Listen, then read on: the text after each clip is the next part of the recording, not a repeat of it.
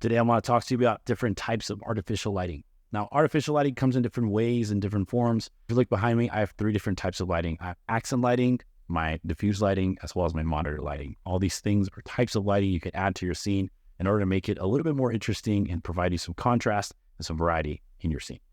Now, when it comes to lighting, you have to understand that there are different types of artificial lighting that you can really use.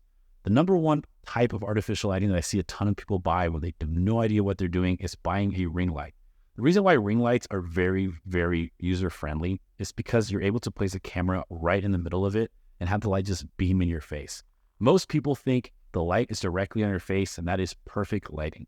Now, here's the thing. That is what creates something called flat lighting.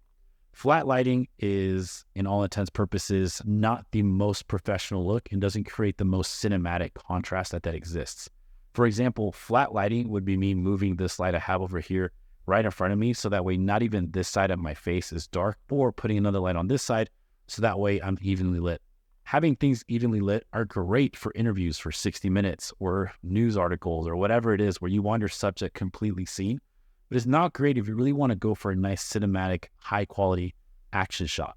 These things are going to be caused by having some nice contrast in your scene. Now, when it comes to your types of lighting, there are tons of different lighting. You have options such as fluorescence and LEDs and RGBs and all these things that sometimes can bog down your thoughts of, hey, what should I really get?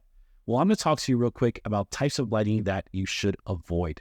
The number one is lighting that is not diffused. What I mean by this is lighting that completely is just like a beam of ray of sunshine right in your face. This is having lights that are studio lighting with no softbox that just makes your subject really, really bright and also illuminates the entire room because of it.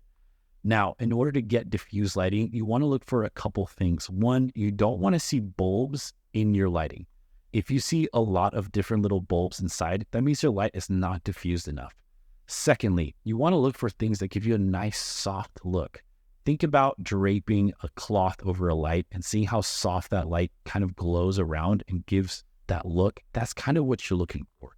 For my favorite lights that are super simple to set up and great and portable and easy for an office, I'm looking for LumeCube. LumeCube has always been my best friend when it comes to having studio panels such as the one I'm using here, my monitor light, or even that little light to the right side, the little circle you see. All those are LumeCube lights that I use in order to provide more depth and more variety to my shots. LumeCube also has a ton of different little action lights and things you can add, but in my circumstance, I just use these guys and they have been amazing to me.